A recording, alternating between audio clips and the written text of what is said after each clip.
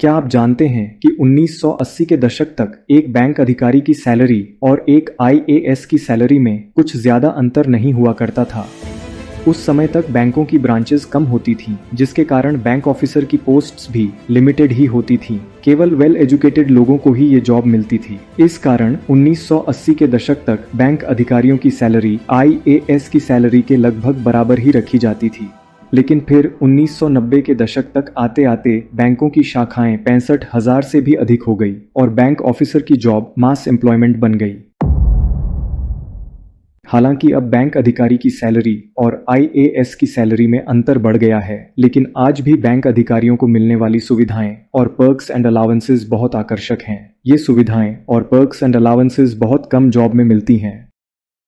मैंने लगभग 9 साल एक पब्लिक सेक्टर बैंक में इंफॉर्मेशन टेक्नोलॉजी ऑफिसर की पोस्ट पर जॉब की है। इसीलिए बैंक ऑफिसर की जॉब के बारे में और पब्लिक सेक्टर बैंकों की अंदर की कहानी क्या क्या होती है, इन सब के बारे में मैं डिटेल में जानता हूँ। इस वीडियो से मैं एक बैंक सीरीज स्टार्ट कर रहा हूँ, जिसमें हर एक वीडियो में मैं पब्लिक सेक्टर बैंक्स और बैंक एम्प्लॉयज के अलग अलग पहलुओं और किस्सों के बारे में डिटेल में बताऊंगा।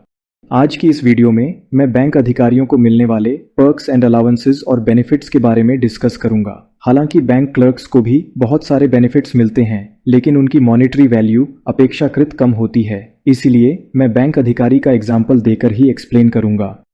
एक और बात शुरुआत में क्लैरिफाई कर लूं कि पर्क्स, अलाउंसेस एंड बेनिफिट्स की मॉनेटरी वैल्यू बैंक ऑफिसर की स्केल के अनुसार अलग अलग होता है और अलग अलग बैंकों में भी अलग अलग होता है। सबसे अधिक perks, allowances and other benefits SBI अपने बैंक ऑफिसर्स को देता है। स्केल का अर्थ है बैंक ऑफिसर का ग्रेड या रैंक। बैंक ऑफिसर के 7 स्केल्स होते हैं, स्केल 1 से स्केल 7। इन 7 स्केल्स के डेजिग्नेशन के नाम इस प्रकार हैं: officer, manager, senior manager, chief manager, assistant general manager, deputy general manager और जनरल मैनेजर। आइए जानते हैं कि एक बैंक अधिकारी को क्या क्या सुविधाएं और पर्क्स एंड अलाउंसेस मिलते हैं।